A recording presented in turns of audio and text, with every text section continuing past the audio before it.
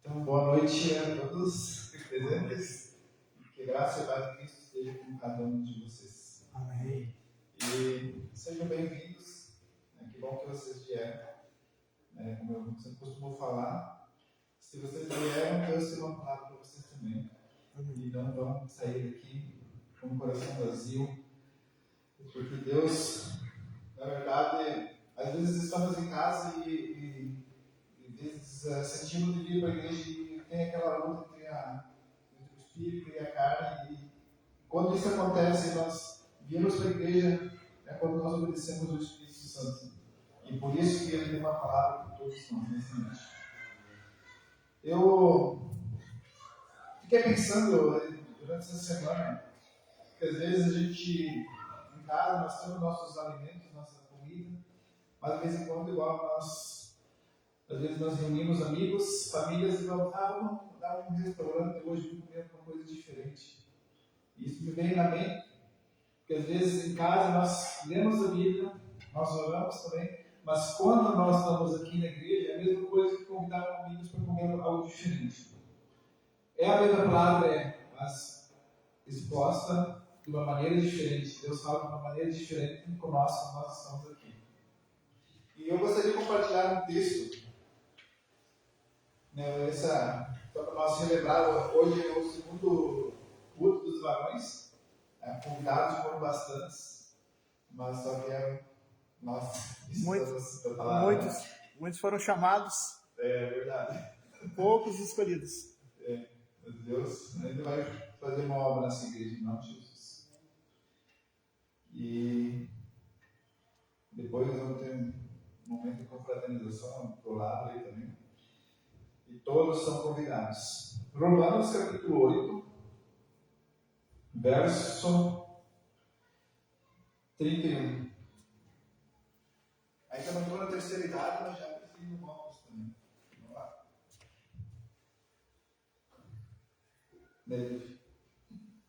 Romanos 8 diz assim, capítulo 31. Que diremos, pois, diante dessas coisas? Se Deus é por nós, quem será contra nós? Aquele que não poupou seu próprio filho, mas o entregou por todos nós, como não nos dará juntamente com ele de graça todas as coisas? Quem fará alguma acusação contra os escolhidos de Deus? É Deus quem os justifica. Quem os condenará? Foi Cristo Jesus que morreu, e mais, que ressuscitou, está à direita de Deus e também intercede por nós. Quem nos separará do amor de Cristo? Será tribulação, angústia, perseguição, fome, nudez, perigo ou a espada? Como está escrito, por amor de ti, enfrentamos a morte todos os dias. Somos considerados como ovelhas destinadas ao matadouro. Mas em todas as coisas somos mais que vencedores, por meio daquele que nos amou. Pois estou convencido de que nem a morte, nem a vida, nem anjos, nem demônios, nem o presente, nem o futuro, nem quaisquer poderes, nem altura, nem profundidade, nem qualquer outra coisa na criação será capaz de nos separar do amor de Deus que está em Cristo Jesus, nosso Senhor. Um verso que eu queria deixar em destaque para os irmãos mas em todas essas coisas somos mais que vencedores por meio daquele que nos amou. Amém? Vamos orar. Pai, nós te agradecemos por esse dia que o Senhor tem nos dado, essa mais uma oportunidade de estar na tua casa, Pai. E nesse momento nós pedimos que o Senhor venha estar conosco, nos abençoando e falando através do teu Espírito Santo, Pai. Através das canções que nós podemos sentir o teu poder. E através da tua palavra, Senhor, que sejam palavras ungidas.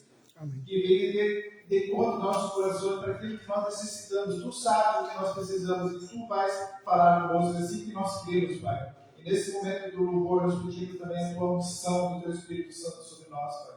E também a unção do teu Espírito Santo para os irmãos que estão que vão juntamente com nós adorar também, Senhor. Nós pedimos em nome de Jesus. Amém. Pedimos ao pastor, então, e convido os irmãos que nós vamos adorar ao Senhor nesse momento. E a primeira canção é O Único Caminho.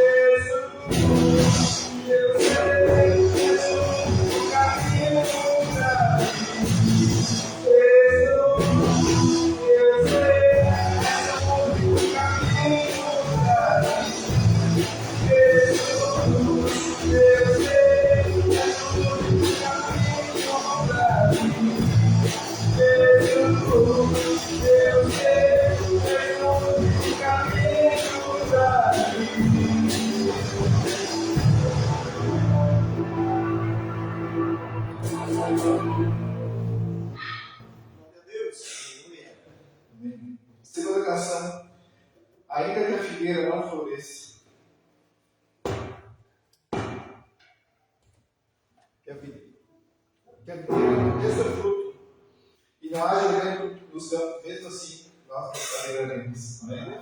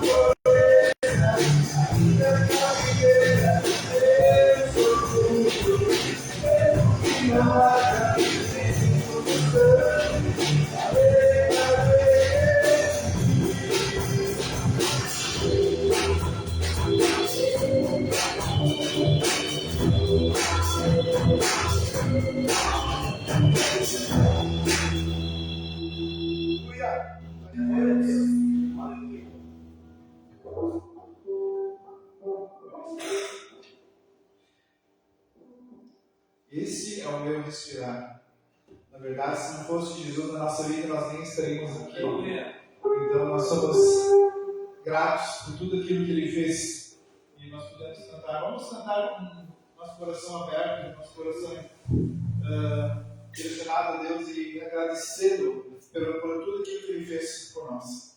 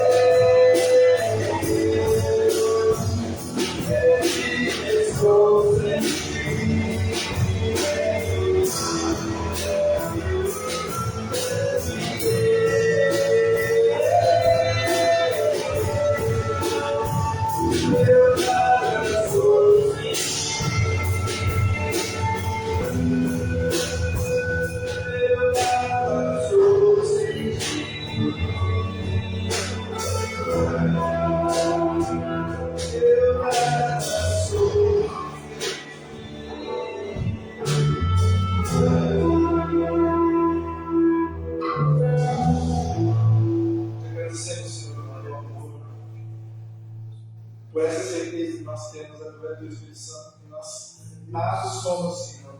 Um dia todo já alcançou. Um dia nós estávamos perdidos, o Senhor nos alcançou. Amém. Te agradecemos, Pai, em nome de Jesus. Eu vou passar lá para o pastor para dar uma mensagem esta noite. E no final vamos ter mais uma canção. Podeis tomar assento.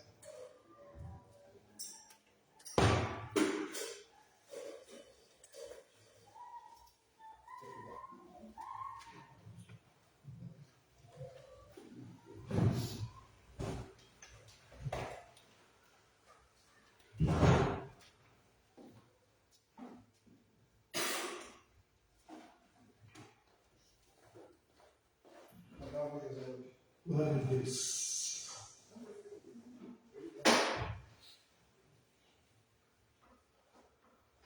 Amados irmãos, é nosso segundo encontro e nosso primeiro encontro totalmente autóctone, né? Totalmente feito aqui pela gente mesmo. Né? E até eu quero. A gente ainda está aprendendo.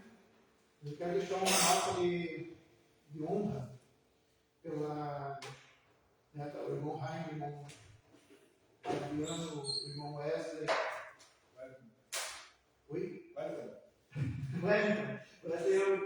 Não vai chegar. Não, ontem eu estava no culto, estava no irmão Wesley, eu confundi.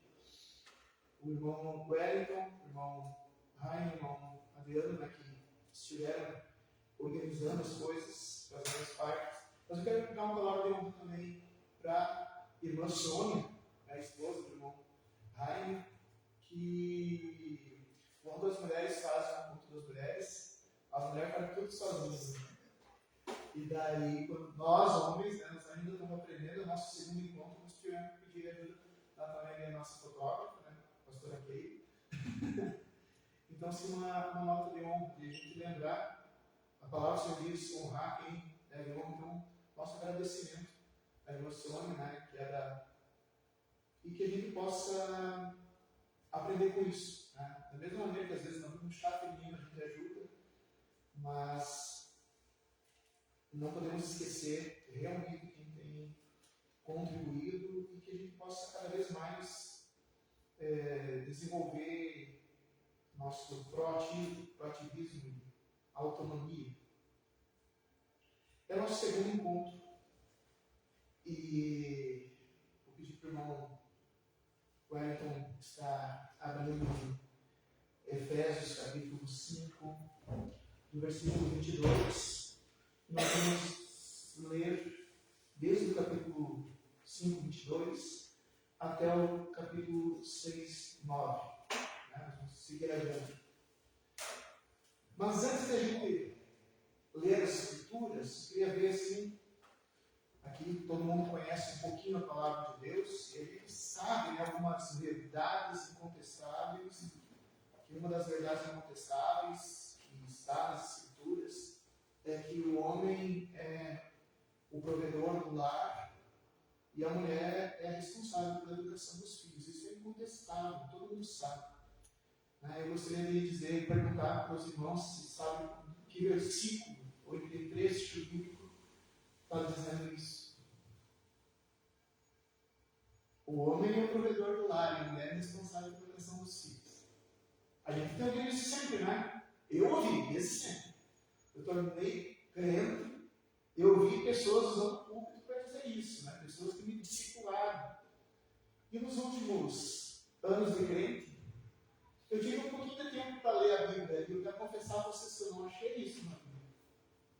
Eu não encontrei isso na Bíblia. O homem é o provedor e a mulher é responsável pela educação dos filhos. Aliás, ao contrário, o que diz é que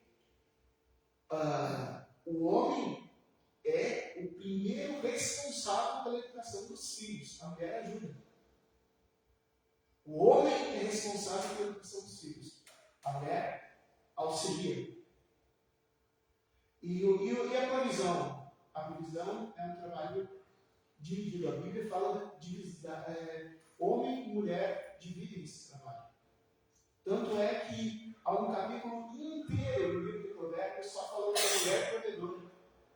Então é uma responsabilidade de ambos. Por que eu estou dizendo isso? Porque há uma diferença, meu irmão, né? Em Salvador, eu estou acostumado a pregar para pessoas diversas. Mas, meus irmãos, há uma grande diferença entre a gente ser um homem de acordo com a palavra de Deus e nós sermos homens de acordo com a religião. Religião é costume. Religião é costume. E nós queremos ser homens valorosos, homens de valor, varões valorosos, varões que têm valor, em primeiro lugar, para Deus, que nos deu a vida, que nos chamou à condição masculina, mas valorosos para a nossa família, valorosos para a nossa comunidade, para o meio de comunidade. Nós, ninguém aqui, eu tenho certeza, o que vocês gostariam que falassem a teu respeito daqui a 50 anos, quando tu não estivesse mais aqui? O que você gostaria que teus netos falassem a teu respeito? O que tu gostaria que as pessoas que tiveram convívio contigo falassem a teu respeito? O homem valoroso, ele permanece, o legado dele permanece mesmo depois que ele vai embora. E nós somos chamados a isso. Então, antes de começar a ler as Escrituras, assim, em todas as Escrituras, né, no Antigo Testamento e no Novo Testamento, tem a descrição do homem de valor. É um homem valoroso, mas eu achei fantástico, porque tem mais ou menos um resumo de tudo, para a gente poder se enxergar o que é ser um varão valoroso. Não de acordo com a opinião, não de acordo com os costumes, não de acordo com as tradições, não de acordo com a religião, mas de acordo com a palavra de Deus, porque foi Jesus que referendou a palavra como sendo, ele disse, céus e terra passarão, as minhas palavras não passarão. Então, as palavras do Senhor e as cartas do Novo Testamento são simplesmente explicações do que Jesus ensinava. Hoje nós vamos ver. Então, quando eu disse assim, então o pastor está dizendo que não é responsabilidade do homem prover a casa? Sim, é. É responsabilidade do homem compartilhar com as pessoas. Mas tem um grauzinho aqui um pouco complicado, que a gente vai ver no texto de Efésios. Quer dizer que a mulher não deve educar os filhos? Sim, deve, auxiliando o marido. Auxiliando o marido. A tua mãe não te deu educação? Por que mãe? A pessoa é órfã? Que a gente possa lembrar disso. Quem nós seremos lembrados? Que nós possamos ser lembrados como homens de valor, não conforme os valores desse mundo, mas homens de valor conforme os valores bíblicos. A palavra do Senhor nos diz, em Efésios capítulo 5, nós vamos ler desde o versículo 22 do Efésios 5 até o capítulo 6, versículo 9. Eu vou ler por aqui para ver uma diferença. Efésios 5, 22. Mulheres, sujeitem-se cada uma a seu marido como ao Senhor. Pois o marido é a cabeça da mulher, como também Cristo é a cabeça da igreja, que é seu corpo, do qual ele é o Salvador. Assim como a igreja está sujeita a Cristo, também as mulheres estejam em tudo sujeitas a seus maridos. Marido, ame cada um a sua mulher, assim como Cristo amou a igreja e entregou-se por ela, para santificá-la, tendo-a purificado pelo lavar da água mediante a palavra, e para apresentá-la a si mesmo como igreja gloriosa, sem mancha, nem ruga, ou coisa semelhante, mas santa e inculpável. Da mesma forma, os maridos devem amar cada um a sua mulher como a seu próprio corpo. Quem ama a sua mulher, ama a si mesmo. Além do mais, ninguém jamais odiou o seu próprio corpo. Antes, o alimento dele cuida, como também Cristo faz com a igreja, pois somos membros do seu corpo. Por essa razão, o homem deixará pai e mãe e se unirá à sua mulher, e os dois se tornarão uma só carne. Este é um mistério profundo, refiro-me, porém, a Cristo e a igreja. Portanto, cada um de vocês também ame a sua mulher como a você mesmo. E a mulher trate o marido com todo o respeito. Filhos, obedeçam seus pais no Senhor, pois isso é justo. Honra a mãe. Esse é o primeiro mandamento com promessa, para que tudo te corra bem e tenha longa vida sobre a terra. Pois pais não irritem seus filhos, antes criam-nos segundo a instrução e conselho do Senhor. Escravos, obedeçam aos seus senhores terrenos com respeito e temor, com sinceridade de coração, como a Cristo. Obedeçam não apenas para agradá-los quando eles observam, mas como escravos de Cristo, fazendo de coração a vontade de Deus.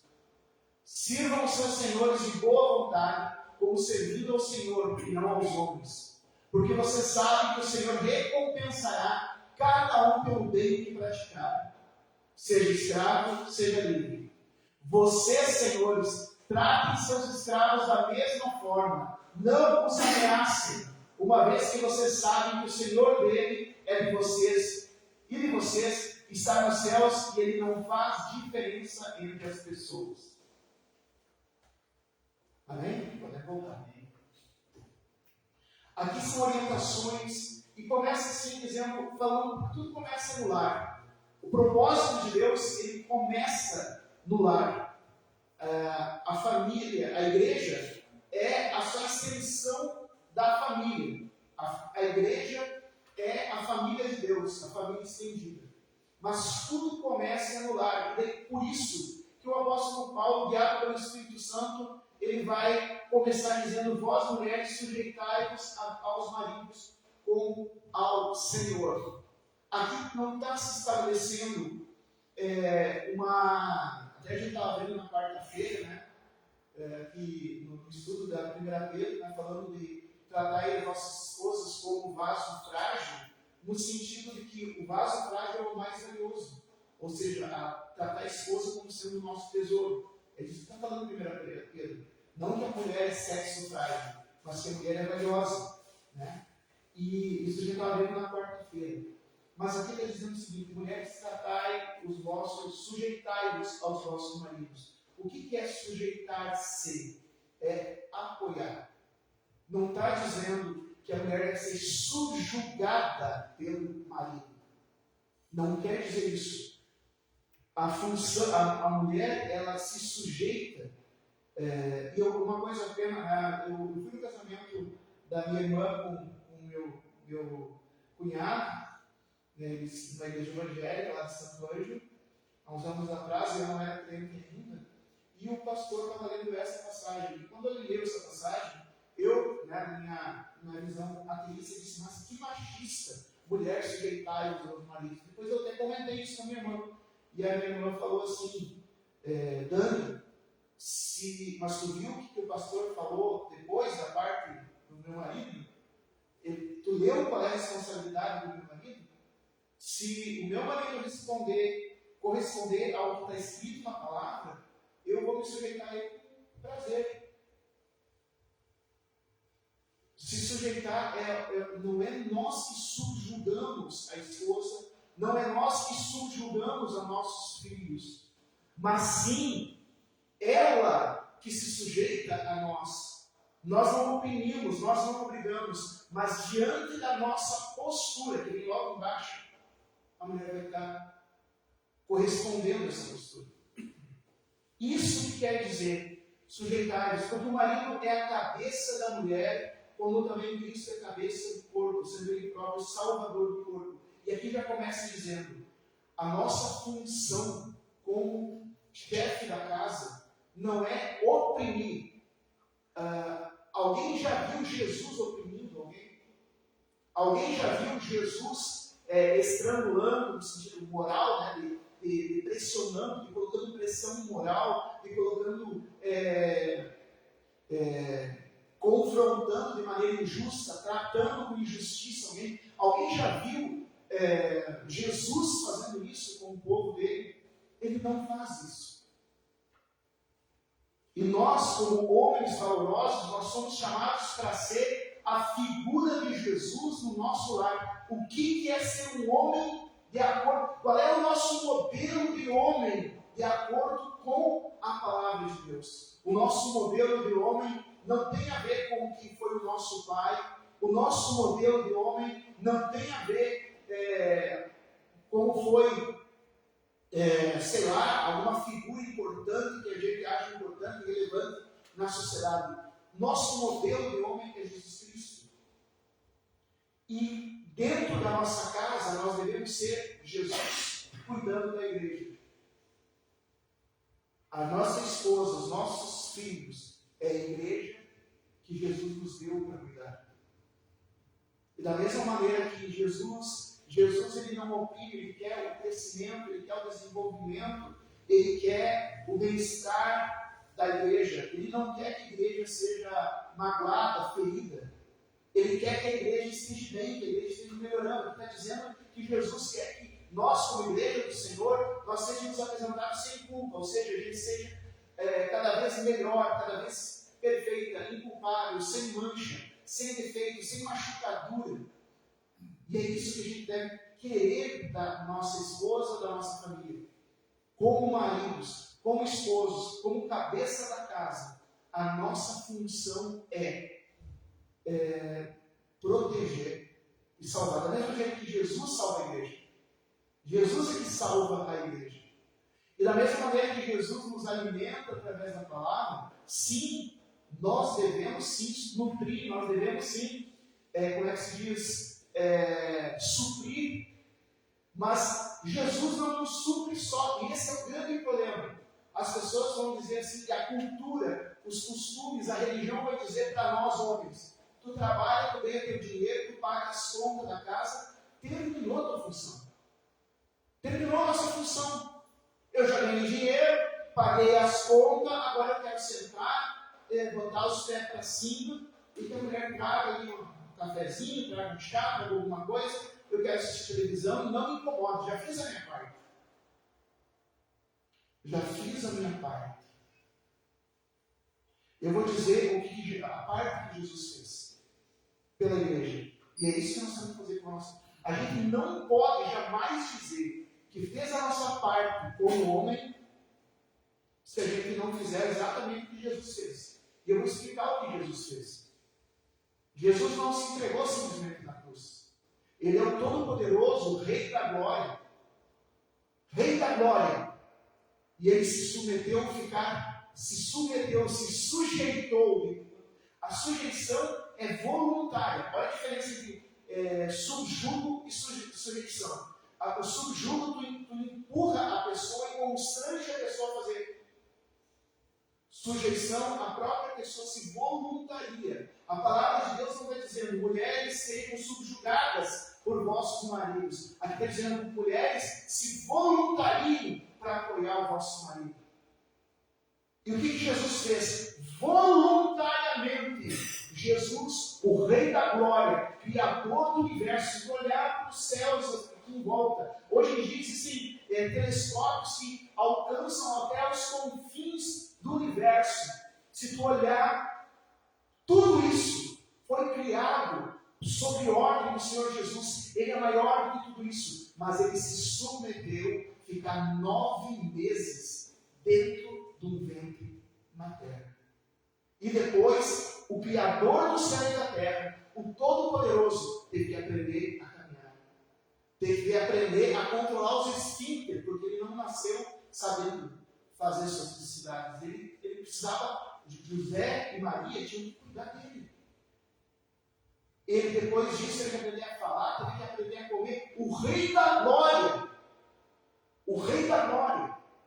Depois ele era sujeito aos seus pais. Imagina o Deus Todo-Poderoso se sujeitando às suas criaturas. Porque Jesus se sujeitava voluntariamente, a Bíblia fala, aos seus pais.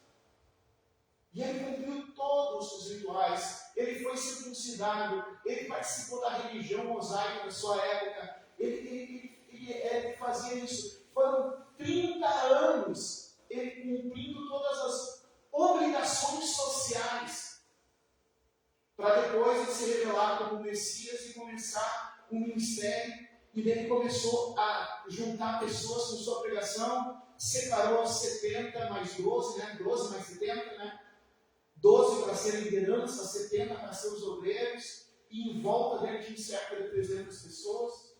Dessas 300 pessoas, 82 eram obreiros. Olha só. Né? Jesus estava cuidando disso. Uma igreja de 300 pessoas tinha 82 obreiros, para que ninguém se sobrecarregasse.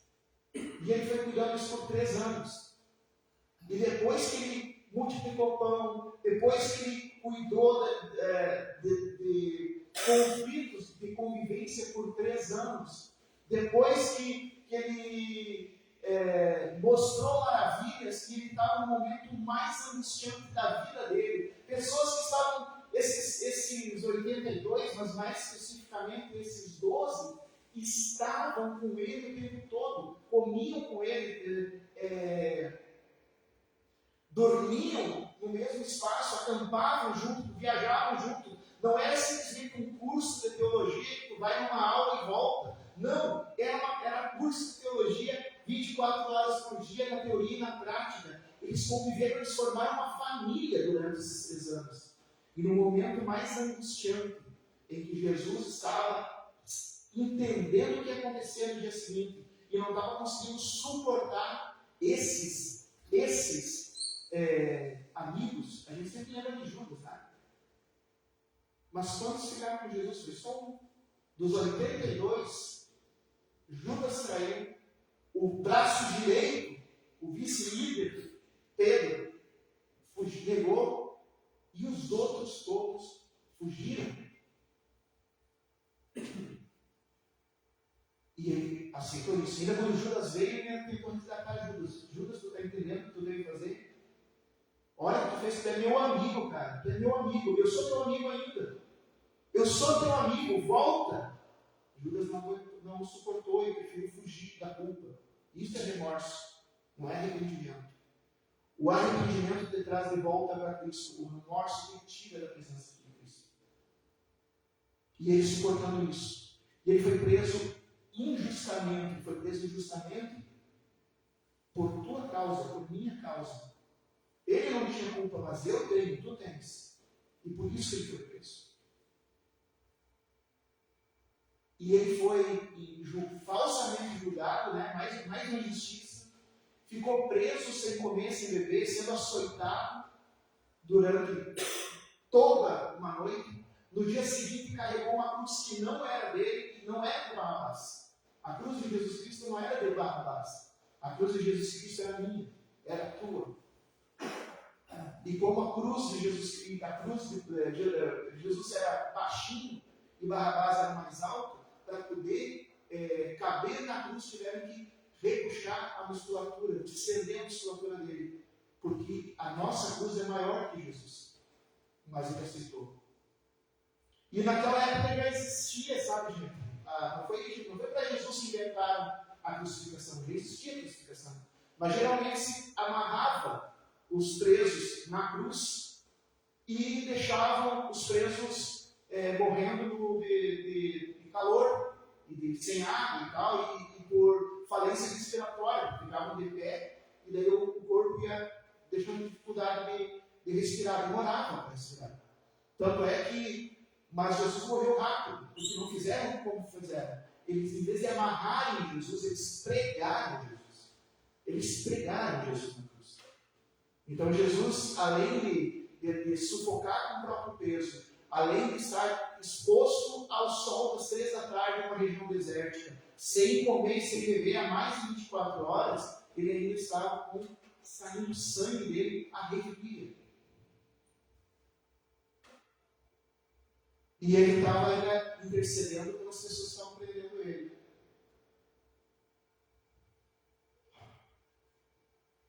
Sem comer e beber mais de 24 horas, açoitado, sem sangue mais no corpo, pregado numa cruz sem conseguir respirar, mas ele ainda queria nos ensinar alguma coisa, só que ele não tinha mais fôlego para isso. Ele queria passar uma mensagem para nós, mas ele não tinha mais fôlego. Então, na sua sabedoria, ele teve uma ideia, ele mandou, as pessoas não percebem isso. Ele disse, leia o Salmo 22. Ele estava na cruz e ele falou isso. Não, pastor, o que está falando heresia. Como é que se identifica? Hoje a gente identifica o salmo por número. Antigamente, no tempo de Jesus, como é que se identificava o salmo? Se dizia o autor do salmo e o primeiro verso. Salmo de Davi.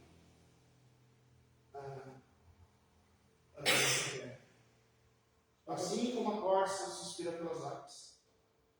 Por exemplo, Salmo de Moisés, os cavalos dos cavaleiros. Se citava o primeiro verso e se dizia o autor. Jesus sem sangue mais no corpo, sem mais nada para poder dar, sem nem ar saindo do pulmão, ele diz: Eli, Eli, lama sabachthani. E as pessoas pensam, pode colocar o Salmo 22? Ele estava dizendo para quem estava perto: eu sei o que está acontecendo comigo.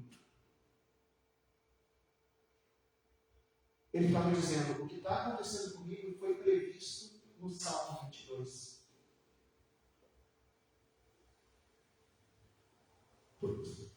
Vocês não percam o foco do que eu estou falando. Eu comecei lá atrás dizendo que a gente acha que se a gente paga as contas, a gente já fez nossa parte de homem. E eu estou dizendo que precisa para a gente fazer nossa parte de homem. Quem é que pode dizer? Olha o que diz o Salmo 22. Meu Deus, por que me abandonaste? Eli, lama sabachthani. Por que estás tão longe de salvar-me? Meu Deus, eu clamo de dia, criado de dia, mas não me respondes. De noite e não recebo alívio. Ele tinha passado a noite toda pedindo para Deus. Tinha pedido esses cálices, mas Deus não enviou. Tu, porém, és santo, és rei, és louvor de Israel. Ele dizendo: olha, não briguei com meu pai. Em ti os nossos antepassados puseram sua confiança, confiaram e nos livraste. Clamaram a ti e foram libertos. Em ti confiaram e não se decepcionaram. Ele estava dizendo que ele continuava confiando em Deus, apesar de tudo aquilo. Mas sou verme e não homem, motivo de zombaria e objeto de desprezo do povo. Era o que estava acontecendo naquela hora. Caçou em mim todos que me veem, balançando a cabeça, lançam insultos contra mim. Não era o que estava acontecendo? Dizendo: recorra ao Senhor, que o Senhor lhe liberte, que Ele lhe livre, já que Ele quer bem. É isso que disseram. Dizendo: olha, ele está clamando por Elias. Vamos ver se Elias vai vir socorrer ele. Contudo, tu mesmo me tiraste do ventre, deste de segurança junto ao seio de minha mãe.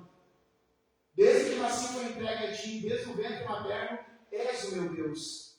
Não fiques distante de mim, pois a angústia está perto e não há ninguém que me socorra. Não tinha. Muitos touros me cercam. Sim, rodeiam-me poderosos de Bazã. Está falando, os touros estão falando de poder militar. Como leão voraz rugindo, escancaram a boca contra mim. É o que estava falando. Como água me derramei. E realmente, depois, isso não tinha acontecido ainda, quando ele falou ali. Mas isso ia acontecer. Ele estava se derramando de sangue e por fim isso ia sobrar linfa no coração. Meus ossos estão desconjuntados. Puxaram ele, porque a cruz era muito grande. Puxaram ele e tiveram que desconjuntar os ossos. Meu coração se tornou como cera. Realmente isso não tinha acontecido ainda. Mas realmente já estava sem sangue o coração dele nessa hora. Por isso já estava branco, como cera. Derreteu-se no meu íntimo. Meu vigor secou-se como um caco de barro. Primeiro ele estava assim. A minha língua gruda no céu da boca. Deixaste-me à beira da morte. Eu disse: tenho sede. Minha boca está seca. Cães me rodearam. Aqui está falando dos israelitas que estavam se comportando de maneira malvada, que estavam indo contra a própria palavra. Um bando de homens maus me cercou, perfuraram minhas mãos e meus pés. Preciso falar isso. Posso contar todos os ossos. Assim, tudo aparecendo, só tudo aparecendo. Mas eles me encaram com desprezo. Dividiram minhas roupas entre si e lançaram sortes pelas minhas vestes. Isso estava acontecendo. Eles rasgaram o manto de Jesus e dividiram as vestes. Tu, porém, Senhor, não fiques distante. Ó minha força, vem logo em meu socorro. Isso vai acontecer. Livra-me da espada, livra a minha vida do ataque dos cães. Cães também é o sinal do diabo, né? Salva-me da boca dos leões e dos chifres dos bois selvagens. E tu me respondeste. Ele disse, tudo isso que está acontecendo, mas Deus vai me livrar. Ele não tinha mais fôlego para falar isso. Era muita coisa, mas ele queria dizer, calma, gente. Ele estava falando para aqueles que sobrarem. João foi o único homem. Aquelas mulheres são os únicos homens que tinha naquele grupo. 82 marmanjos e ficou só um guri, um pouco mais velho dele, e as mulheres ali junto com Jesus. E Jesus falando para eles, olha, leia o Salmo 22, eu sei o que está acontecendo, não se assustem, Deus vai me livrar. Não se assustem, Deus vai me livrar. E daí sim, depois de ter consolado João e de consolado as mulheres, aí sim ele disse, tetelestai, que quer dizer, tudo está consumado, ou fiz minha parte. Fiz minha parte. Aqui está dizendo que nós homens, somos Jesus dentro da nossa casa. Então não pensemos nós. Eu estou falando, essa palavra não é para vocês. Seria para vocês se ele estivesse pregando uma mulher. É para mim. Não pense eu, não pensemos nós. Que pagar as contas é fazer a nossa parte. A gente não tem o direito de ser tetelestai se a gente não fizer tudo isso que Jesus fez pela igreja. Nós temos sim porque fala ali, né, que Jesus alimenta pela palavra, e sim, nós temos que fazer alimento dentro da nossa casa, nós temos que pagar as contas, mas não é só isso que é ser o supridor. Tem muitas outras necessidades. Existem necessidades, começando por necessidades emocionais, que cabe a nós prover. Efésios 5, né? Efésios 5, 22, para puxar aí. Cabe a nós prover. E para isso a gente tem que conhecer a nossa família, a gente tem que conhecer a nossa esposa, a gente tem que conhecer os nossos filhos.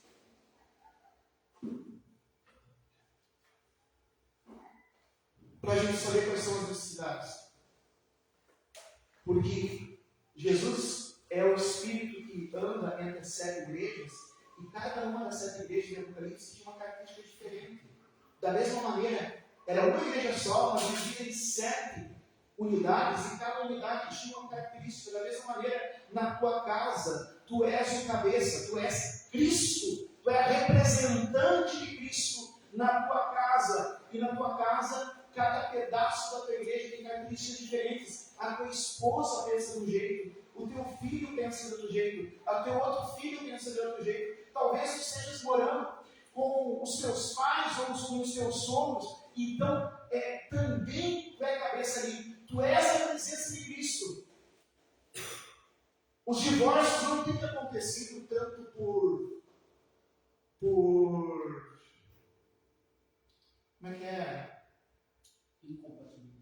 Não, isso tem acontecido por incompatibilidade, mas a gente pensa assim que acontece uma crise grande, um grande questão, existe isso. Existe adultério, existe isso assim. Mas simplesmente chega um ponto que são 2 pessoas estranhas dentro da casa, sabe? E daí não tem mais sentido morar junto. 2 estranhos no mesmo lugar.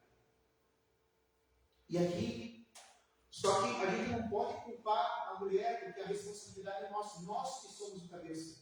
Quando a gente deixa de pensar no nosso relacionamento como chefe da casa, a gente está deixando um corpo sem cabeça. Nós que temos que nos preocupar e ver o que está errado. Eu sou marido também. Eu tenho que me preocupar com isso. O sustento da casa é compartilhado. A educação dos filhos é compartilhada. Mas eu sou a cabeça. Já parou para pensar a palavra cabeça? poderia ser traduzido com outro termo: capitão. Capitão, aquele que toma frente, aquele que se coloca à frente, aquele que pensa na estratégia para manter a vitória daquele batalhão. Nós somos o capitão do nosso lar. Nós somos chamados a sermos estrategistas. E o que a gente ganha com isso? A gente ganha a mesma coisa que Cristo ganha com a igreja. Cristo tem uma noiva que vai se tornando cada dia mais gloriosa, passando os milênios, vai se tornando cada vez mais gloriosa. E nós também, a nossa família vai ser cada vez melhor.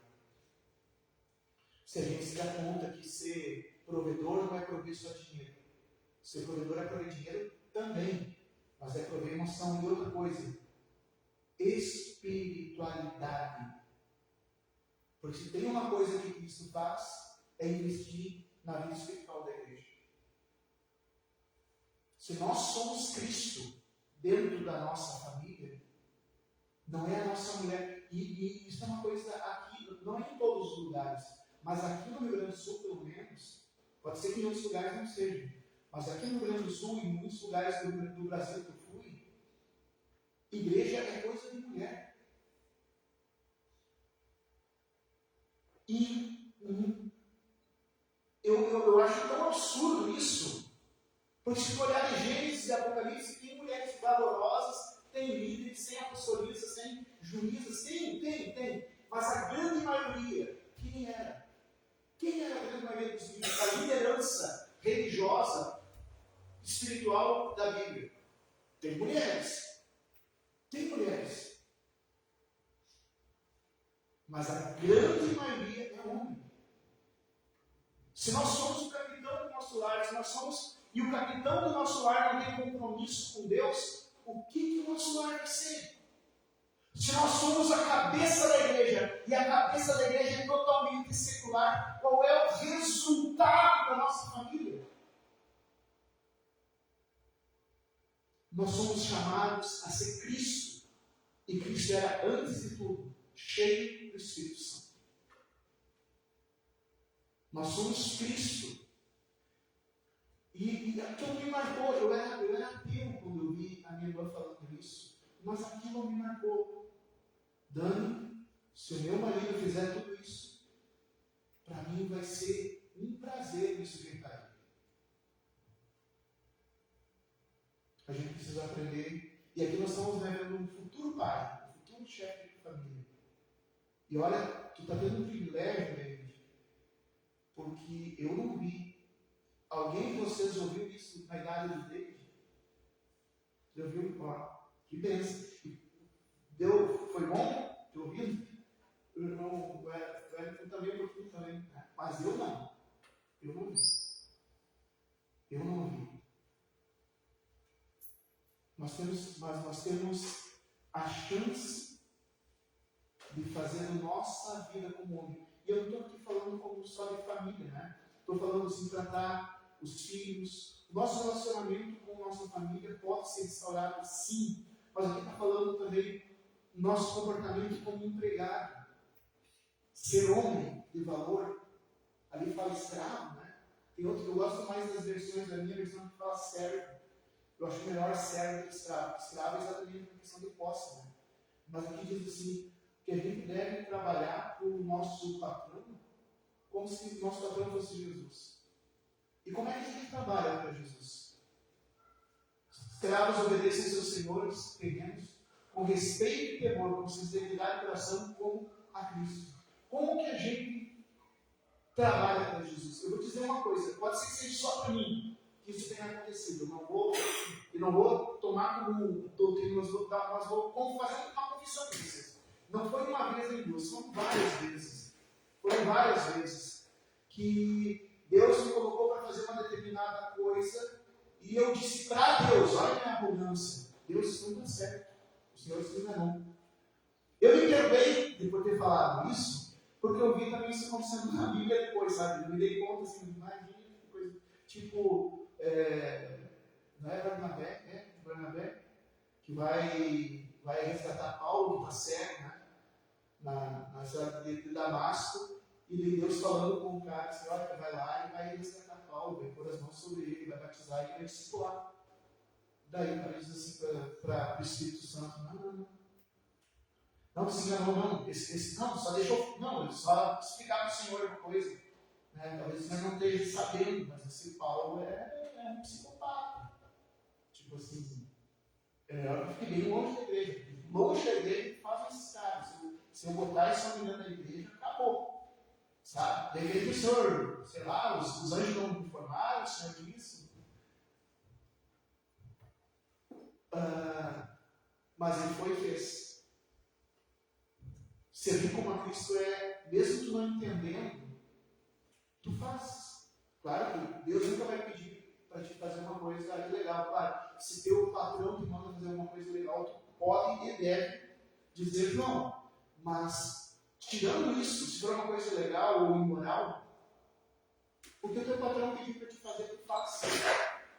Mesmo que tu não concorde. Mas eu quero, teu patrão diz, eu quero que essa luz fique assim.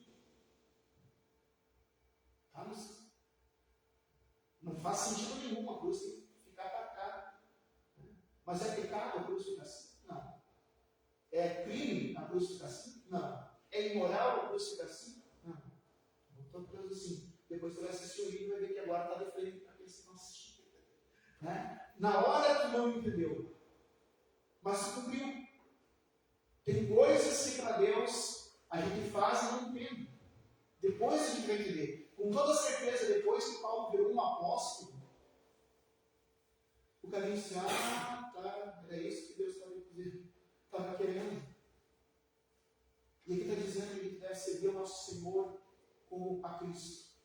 Porque às vezes o nosso testemunho de ser um bom homem, responsável, vai ganhar o coração desse patrão que não conhece Jesus.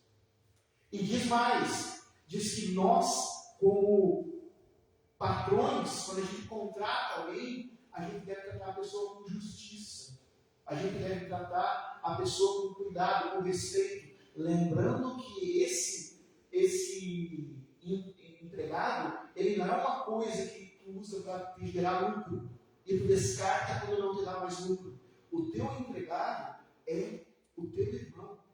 E se ele ainda não é convertido, ele sim, tu tem mais ainda. Se ele é convertido, ele é teu irmão. Tu não pode ficar com teu irmão mal. E se ele não é convertido, tu tem que levar ele a Cristo. Tu não vai levar ele a Cristo do mal testemunho. Isso é ser homem de valor. Isso é ser homem de valor. Aqui está falando também para ser homem de valor desde criança, né? Dizendo assim, pais, filhos, obedeçam seus pais. Só que esse texto não é só para o David, não é só para criança esse texto. Esse texto é para nós. Porque foi escrito, as crianças não liam nessa época. Então, para quem estava sendo falado, isso estava sendo falado para adulto, a nossa responsabilidade com os nossos pais vai além como criança. A gente deve respeitar e honrar os nossos pais até o fim da vida. Isso é ser homem de valor, de acordo com a Bíblia. E eu tenho certeza disso, que na medida que a gente colocar a nossa parte em prática, que a gente assumir essa responsabilidade de lembrar desses valores e substituir os valores da nossa cabeça, os valores da nossa cultura, dos nossos costumes, os valores do nosso, sei lá, exemplos de vida que a gente tem, por esse padrão, não só a nossa família, nossa esposa, nossos filhos, não só os nossos empregados ou o nosso patrão, mas as pessoas à nossa volta vão começar a lembrar de nós. Eu perdi um amigo muito importante. Ele morreu com 104 anos, vai fazer 105 anos agora. E eu digo para vocês, morreu cedo demais. Morreu cedo demais. Não estou sendo irônico. O irmão Pedro morreu cedo demais. Porque aquele homem aquele homem tinha esse testemunho. Respeitava sua esposa, teve duas esposas, né? Ficou viúvo, depois casou de novo. E as duas esposas ele tratava como princesa. Tratava os filhos dele, ele assumia a responsabilidade pela educação dos filhos. Testemunho desse homem incrível. Eu digo que ele morreu cedo, porque é o tipo de gente que eu gostaria de trazer ele de Cachoeira do Sul e trazer para dar um testemunho. Só botar ele sentado aqui e dizer, irmão Pedro, conta uma história. Ia ser melhor que 500 pregações que a gente ouve por aí. Ele contar a história da vida. Ele morreu muito cedo. Esse homem tinha que ter uns 130 anos. Deus tinha que ter dado uns 25 anos a mais para ele. E a história do Pedro continua, porque ele foi um homem de valor. Meu pai tem 90 anos, ele não é perfeito. Não é perfeito. Mas eu olho para ele e ele é uma pessoa que me inspira, não porque eu sou fã do meu pai, mas por esses detalhes aqui. Foram 53 anos de casamento com a minha mãe, os dois eram dois namoradinhos. Mas dá de 10 a 0, de 1000 a 0 em qualquer namorado adolescente. Os dois velhinhos de uma idade ficavam se apoiando o dia inteiro.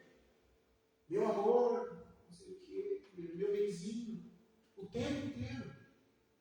E respeito, tanto essa uma das grandes críticas que a minha mãe, porque eles sempre foram da igreja católica, toda a vida, importante na igreja católica, e a minha mãe se converteu a Cristo Jesus e trocou a religião por Jesus. Não é que ela trocou a religião. Ela achou Jesus mais importante que a religião. E meu pai ficou profundamente chocado. Profundamente chocado. Naquela vez eu pensei, vai dar divórcio. Acabou o namoro. E por umas 2 semanas, acabou o namoro mesmo. No entanto, quando minha mãe foi se batizar, e eu fui co-ministrar o batismo da minha mãe, o meu pai foi levar ela e disse para a mãe, Maria, Deus te abençoe. E abraçou e beijou ela depois que saiu. Respeito. Meu pai não entende até hoje porque minha mãe me gasta essa coisa de religião. Mas respeitou. Meu pai não é perfeito. Ele cometeu um monte de erro. Mas eu vi ele tentando acertar. Há poucos dias atrás, ele já é idoso, 90 anos, ele se lembrou de coisas da minha infância. E me pediu perdão. Aí está o homem. Isso é homem. Isso é homem. Isso é homem. Pedir perdão para um filho ou para uma esposa. Eu vi várias vezes o meu pai pedindo perdão para minha mãe. Também minha mãe pediu perdão para meu pai. Mas pedir perdão para um filho tem que ser muito homem. Tem que ser muito homem. Não é perfeito. Mas o que ele tem ensinado vai ficar mesmo depois que ele se for. E quando nós nos formos, o que ele vai deixar de legado para aqueles que conviveram? O Pedro, meu amigo, não era meu pai. Era só meu amigo. Mas ele influenciou minha vida. Pode ter certeza que influenciou minha vida. O que teus amigos vão dizer a teu respeito quando se despedirem? O que a tua família vai dizer? Vai depender de nós assumirmos esse papel. E eu quero dizer que assumir o papel de Jesus é 100% impossível. É algo naturalmente impossível. Só é possível se a gente tiver a ajuda que Jesus teve. O Espírito Santo. Grupo de homens é para a gente conversar, dar risada, estar em comunhão. Essas reuniões é para isso. A gente vai comer logo mais um cachorro quente e tal. É para isso. É para isso. Mas grupo de homens é para que nós, como homens, aprendamos um com o outro e ajudamos um com o outro, com a experiência do outro, ou até com a ingenuidade do outro, a ser homens melhores e clamar pelo Espírito Santo em nossas vidas. eu gostaria mesmo. Eu quero agradecer, Raim, foi a coisa mais do Raim, sabe? Eu acho. Porque assim, aproveitar e convidar alguém, pode convidar o pastor Luciano, pode convidar alguém para pegar. E o Raim disse, não, pastor, porque o primeiro tu já não foi não foi tu que ministrou, esse tem que ser tu que ministrar. Raim, não sabe a honra que é. A honra que é isso. Sabe? É uma grande honra. Eu não estou contando pessoas que estão aqui. A gente convidou um monte de gente. Convidei um monte de gente. Dos que eu convidei, ninguém veio. De todos que eu convidei, ninguém veio. Mas eu estou me sentindo muito honrado por ter o privilégio de poder compartilhar essa palavra aqui. E eu gostaria de fazer entre nós uma aliança, um pacto, nós aqui que estamos aqui, fazer uma aliança de um ajudar o outro a ser varões valorosos. Talvez não se encontrasse uma vez por mês. Talvez a gente pense em outras coisas que a gente pode fazer junto no decorrer do mês. Mas que a gente possa caminhar junto. Porque é difícil ser homem valoroso num contravalor que existe lá fora. Na internet, na política, nas artes, na cultura, até na religião. Estão querendo nos desviar. Estão tirando de nós o valor. Mas se a gente pensar em um ajudar o outro, caminhar junto, eu tenho certeza que talvez eu não seja um Pedro Rosa, talvez eu não seja um Eduardo Marquechosa, mas eu tenho certeza que a minha marca eu vou deixar com a ajuda de vocês, que vocês vão deixar a marca de vocês com a nossa ajuda, que a gente possa transformar esse encontro realmente em homens que foram dados valor por Cristo e que preservam esse valor. Varões valorosos, porque Cristo nos valorizou. Que a gente possa assumir nossa função de cabeça. Amém? Quero convidar a ficar em pé, quero fazer uma oração por nós.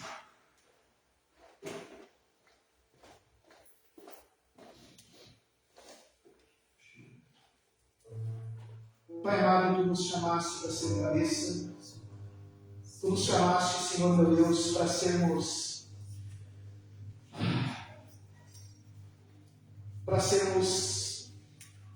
liderança. Tu nos chamaste, Senhor meu Deus, para sermos representantes de Jesus no nosso lar, para sermos representantes de Jesus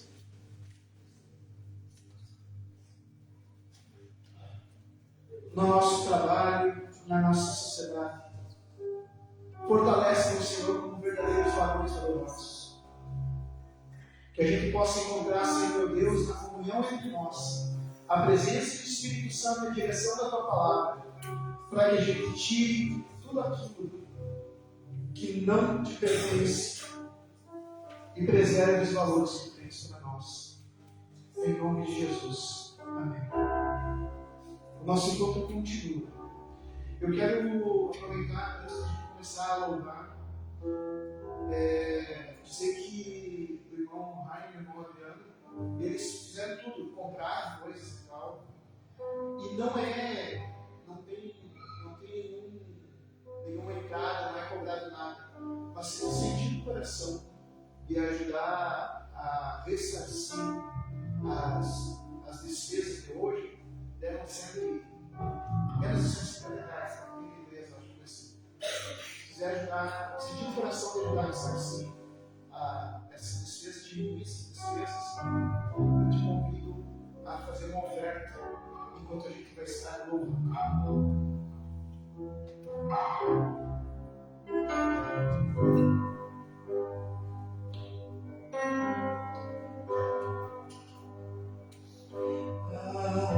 Lugar de descanso em ti, lugar de refrigério em ti, lugar onde a verdade se encontra, lugar do Senhor.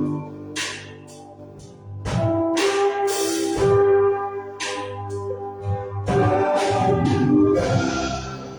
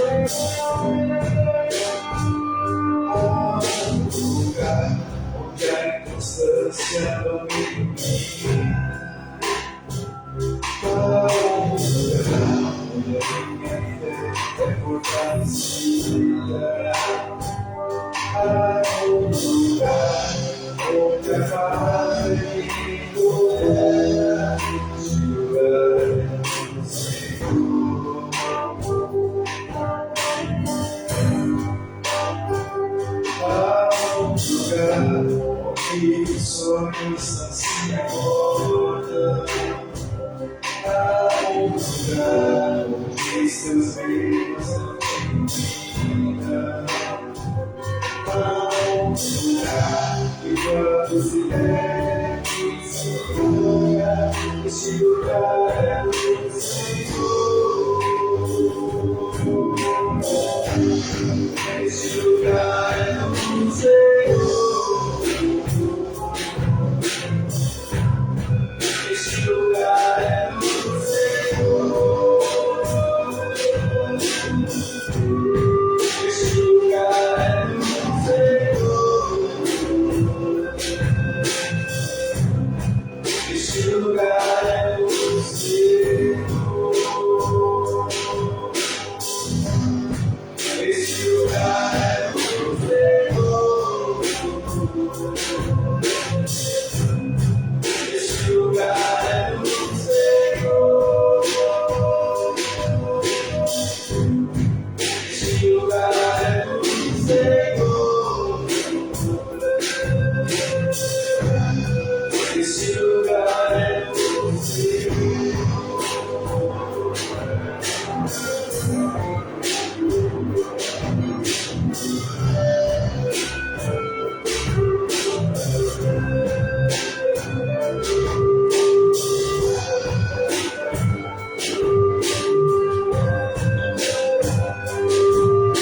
És tudo que eu preciso.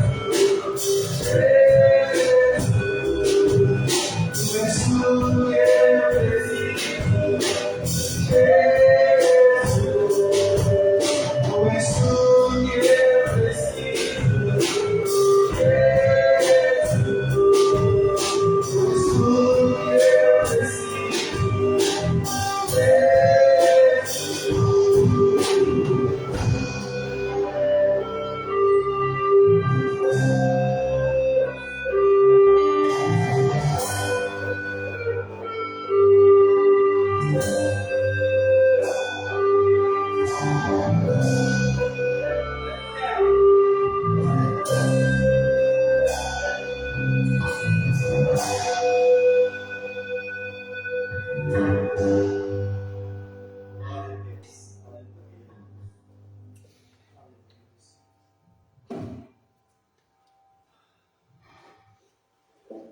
Vamos para a parte carnal da nossa vida espiritual. Vamos. Meu Senhor, meu Deus, nós te agradecemos por esse segundo encontro. E te agradecemos, Senhor, meu Deus, porque o Espírito Santo continua se manifestando, ministrando nesse momento de comunhão que se segue. Peço agora que pela tua graça, pela tua misericórdia, a tua bênção caia sobre esse grupo de varões valorosos e que venha crescer, Senhor meu Deus, em graça, em sabedoria e também em quantidade, para a glória do teu nome, para que essa comunidade, para que essa igreja, para que essas famílias aqui representadas, para que a comunidade guaraniense possa, Senhor meu Deus, ter um grupo de varões valorosos que sejam luz e sal. Por isso invoco a tua bênção. Que a graça do nosso Senhor Jesus, o amor de Deus Pai e a doce consolação do Espírito Santo de Deus seja com cada um, em nome de Jesus. Amém. Amém.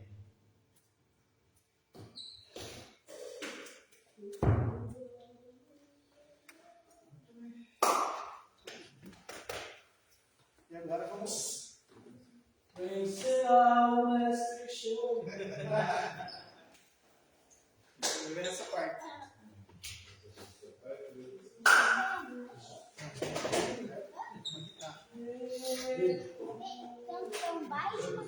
É uma guitarra. E baixo ali é o teu pai que tá tocando. Deixa eu ir no